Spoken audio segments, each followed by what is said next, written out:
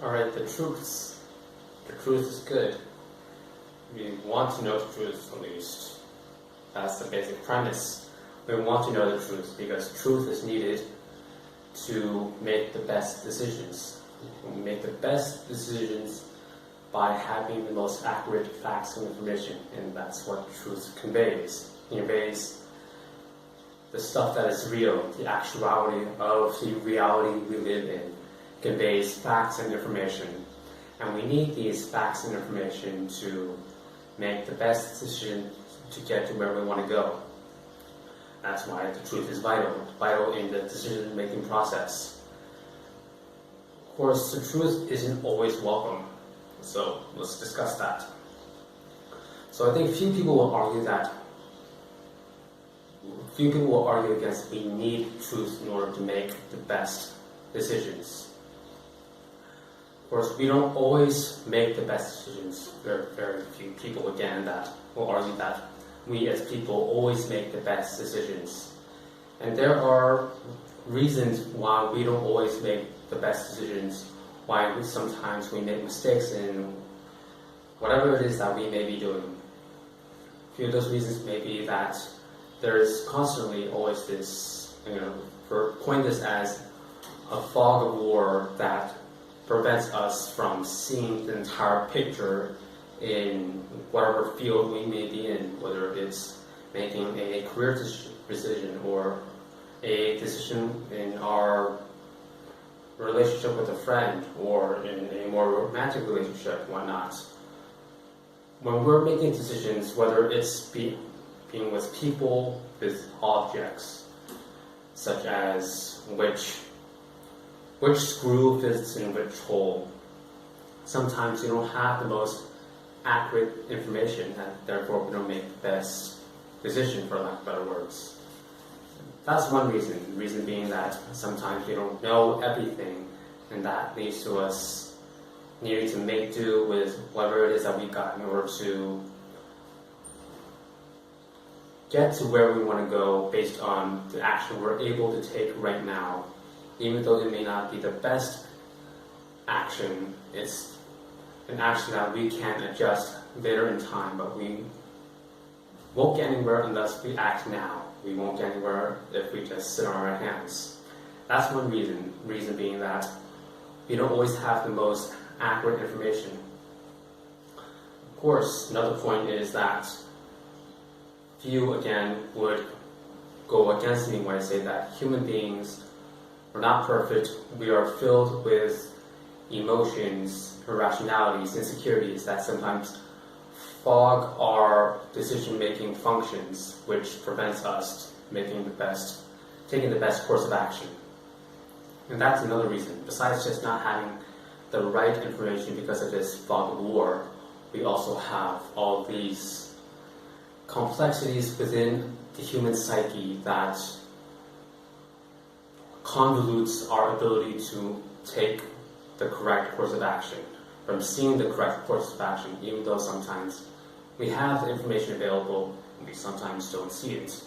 Whether it be, one quick example, the sunk cost fallacy, which I've discussed in a video way back when you don't want to change your course of action because you've already invested so much into it in the past. That's the basic premise of sunk cost fallacy. You've already done so much, you don't want to throw it all away. There are other fallacies within us that clogs our ability to make a good decision. Sunk cost fallacy being one such example.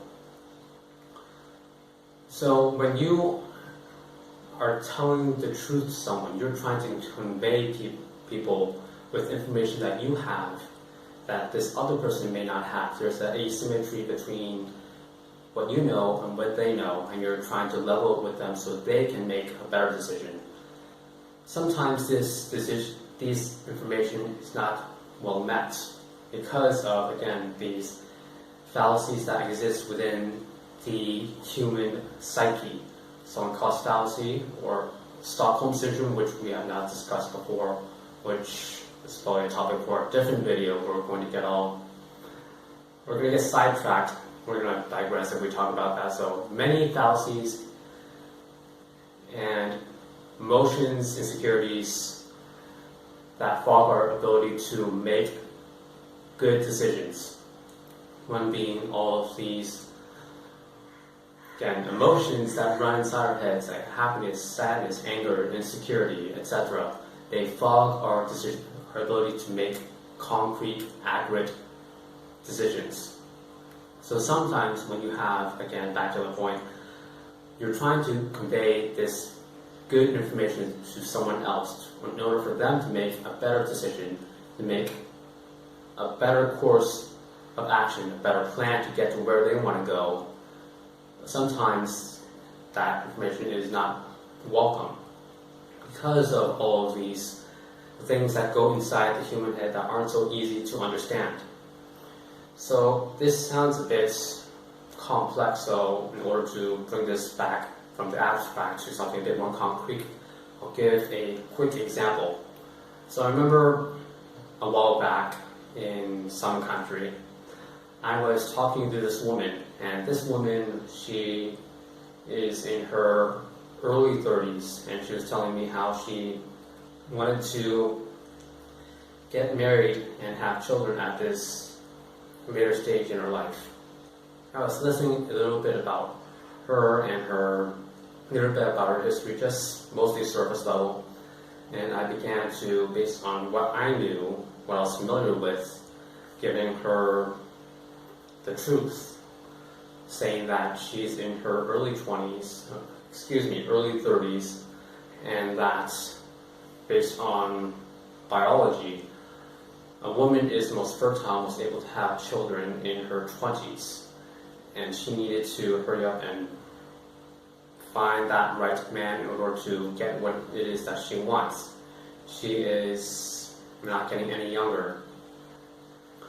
And because of this biological fact that a woman is most fertile in her 20s, that is when men find women most attractive.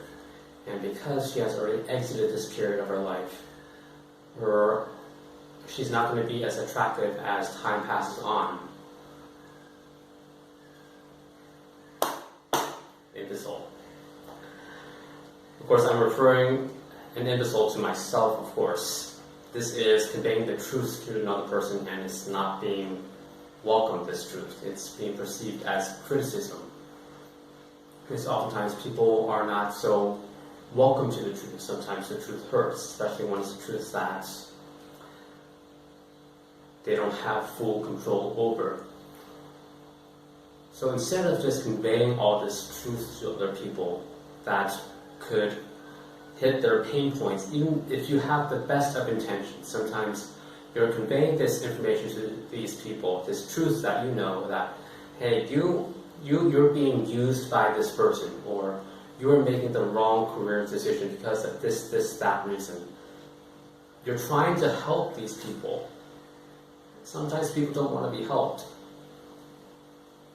And there's this old saying, I believe it went, you can lead a horse to water, but you can't make him or her drink. I think that is quite an accurate analogy in this situation. You can try to help someone, but they need to be willing to help themselves first. The fact of the matter is, you can't save everyone. Sometimes people refuse to be helped, and if you try to help them, they'll just lash out at you. And nothing will become of it. For me, in my example, I ended up getting into an argument with this woman about her quest in finding the right mate, which really I don't know her that well. It's none of my business, and me trying to help her only, the fact of the matter is, made things worse. So what I'm trying to convey to you then is, in terms of the truth, sometimes it's seen as criticism, as you're trying to hurt this other person, and that truth you're trying to convey, of trying to help them by providing them better information to make a better decision, it's not welcome. So sometimes it's better to just keep silent. Let people think as they may. Let them discover information on their own when they are ready. Sometimes we give them information when they are not ready yet. So it's better to, instead of getting tangled in their complex, convoluted psyche.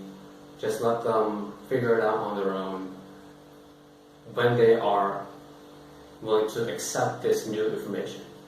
And sometimes they may never find it, or they may find it too late. That's just the reality of the world we live in. Again, we can't save everyone. We go around trying to fix everyone's problems, trying to save everyone. We ourselves, we're just going to get hurt. This goes back to our biological imperative. And that is this biological imperative. We need to look after number one first, that is ourselves. We need to be able to provide and take care of ourselves first before we can go out and help anyone else. So sometimes it's just better to keep quiet, keep your own counsel, take care of yourself first. And if other people, they are seeking your help, then you help them with open arms.